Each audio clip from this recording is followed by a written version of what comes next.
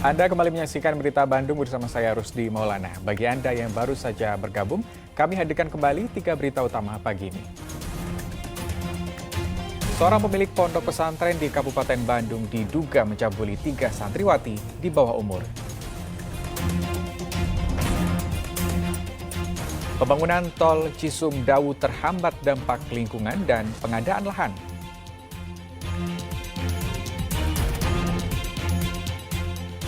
Satu keluarga asal Kabupaten Bandung terkonfirmasi menderita COVID-19 varian Omikron.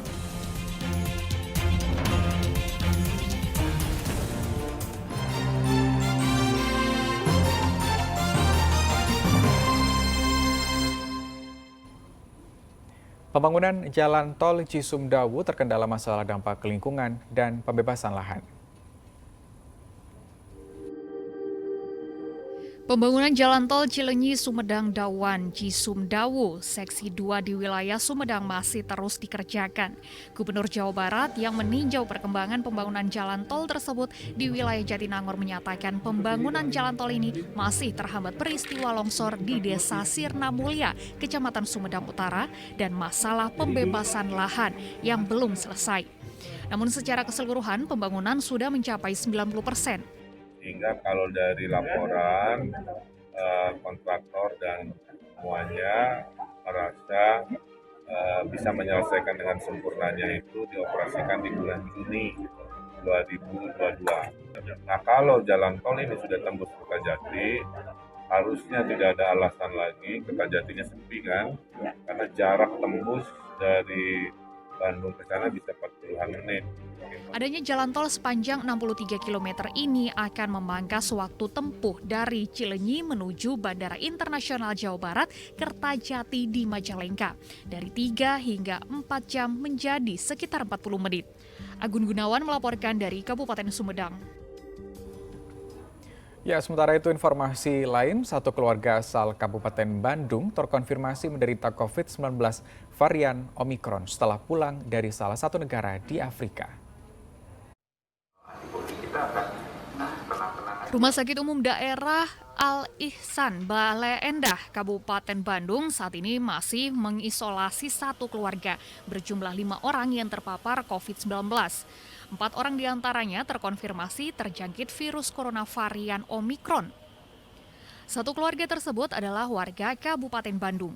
Awalnya ada satu pasien warga Soreang yang baru pulang dari salah satu negara di Afrika. Pasien tersebut sebelumnya menjalani isolasi di Wisma Atlet Jakarta selama 2 minggu. Lalu menjalani isolasi lagi di Kabupaten Bandung selama 10 hari. Namun setelah isolasi yang bersangkutan justru menunjukkan gejala dan terkonfirmasi positif COVID-19. Setelah pihak rumah sakit melakukan pelacakan kontak keluarga pasien tersebut, ternyata ada 4 orang yang positif COVID-19. 3 diantaranya tertular virus corona varian Omikron.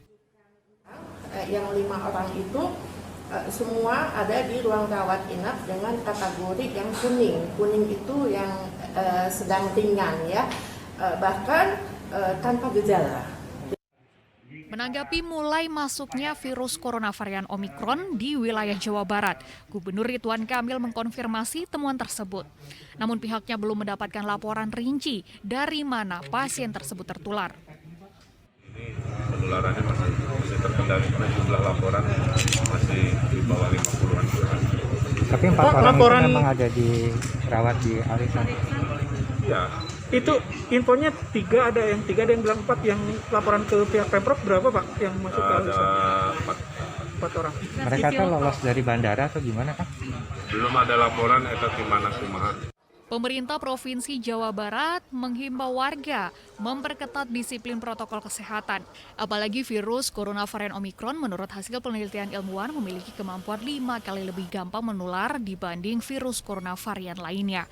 Muhammad Abbas dan Agun Gunawan melaporkan dari Kabupaten Bandung dan Kabupaten Sumedang. Pembelajaran tatap muka 100% gagal digelar di Kabupaten Purwakarta. Hal itu menyusul temuan 1 kasus aktif COVID-19 di 1 kecamatan di Purwakarta. Pembelajaran tatap muka di Kabupaten Purwakarta masih dilakukan secara terbatas. Meski masuk dalam PPKM level 1 namun tidak terpenuhinya persyaratan, maka PTM 100% belum bisa dilakukan. Batalnya PTM 100% disesalkan para siswa karena tak bisa berkumpul dengan seluruh temannya. Selain itu, pembelajaran tatap muka secara terbatas juga dirasa kurang efektif. Merasa sangat sedih karena tidak bisa bersama teman-teman yang lain, leluasa bermain dan belajar bersama teman-teman yang lain. Biasanya kalau normal tuh kan bareng-bareng, tapi ini dipisah jadi kita agak merenggang juga hubungan pertemanannya. Terus belajarnya juga agak kurang efektif. Pihak sekolah juga membatasi siswa yang masuk dalam kelas hanya 50%. Itu dari sisi durasi waktu belajar yang hanya 3 jam pelajaran. Kemudian yang kedua dari sisi jumlah siswa, terutama yang paling signifikan adalah dari jumlah siswa. Satu kelas 100% itu 32 orang per kelasnya. Nah dengan PTM 50% itu satu kelas itu hanya untuk offline-nya 16 orang siswa saja. Sesuai surat keputusan bersama 4 menteri, pembelajaran tatap muka 100% bisa digelar jika capaian vaksin untuk umum telah mencapai 70% dan lansia 60%. Saat ini capaian vaksinasi bagi lansia di Purwakarta masih kurang 3%. Kondisi ini diperberat dengan temuan kasus aktif yang mengubah zona pada salah satu kecamatan. Kasus aktif gitu ya. Kita akan evaluasi untuk sementara ini. Kita masih melaksanakan terbatas. Terbatas, PTM terbatas. Gitu. Ya, saat ini kasusnya berapa, Bu? Hanya satu yang di Cibatu. Mudah-mudahan besok lusa juga sudah hijau lagi. Pemkab Purwakarta mentargetkan capaian vaksinasi dapat selesai dalam 1 pekan hingga pembelajaran tatap muka 100% dapat segera dilakukan. Zainal Arifin melaporkan dari Kabupaten Purwakarta.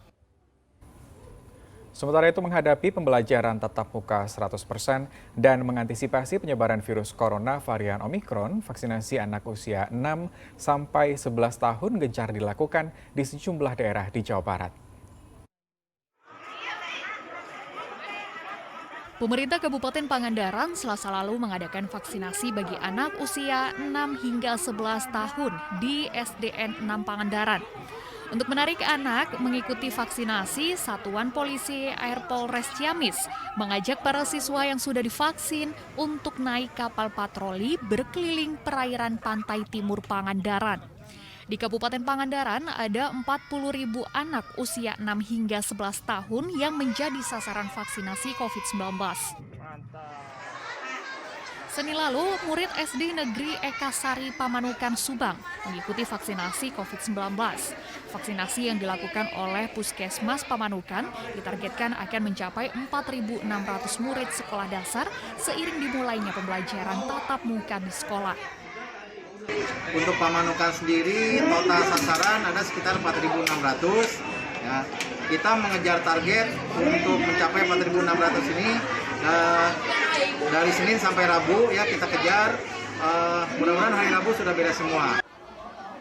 Vaksinasi massal bagi anak usia 6 sampai 11 tahun di lapangan olahraga Setda Kabupaten Majalengka diwarnai kedatangan badut sulap untuk menghibur anak serta menghilangkan ketakutan anak untuk disuntik. Tercatat ada 1.500 murid dari 8 sekolah dasar yang ada di Majalengka. Usai disuntik, para siswa juga dapat undian hadiah menarik yang disiapkan Polres Majalengka dengan hadiah utama 3 unit sepeda. Senang. Nanti sepedanya buat apa? Buat sekolah. Buat berangkat sekolah? Iya. Gitu. Tadi divaksinnya? Iya, vaksin. Gimana divaksin? Sakit nggak? Enggak. Nggak sakit.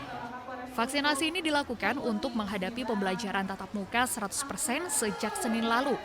Vaksinasi akan terus dilakukan hingga target vaksinasi anak tercapai di setiap sekolah.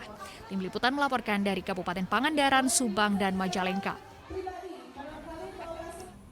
Informasi tadi mengakhiri jumpa kita pagi ini. Atas nama rekan petugas, saya Rusdi Maulana mengucapkan terima kasih atas kebersamaan Anda. Selamat kembali melanjutkan aktivitas. Sampai jumpa.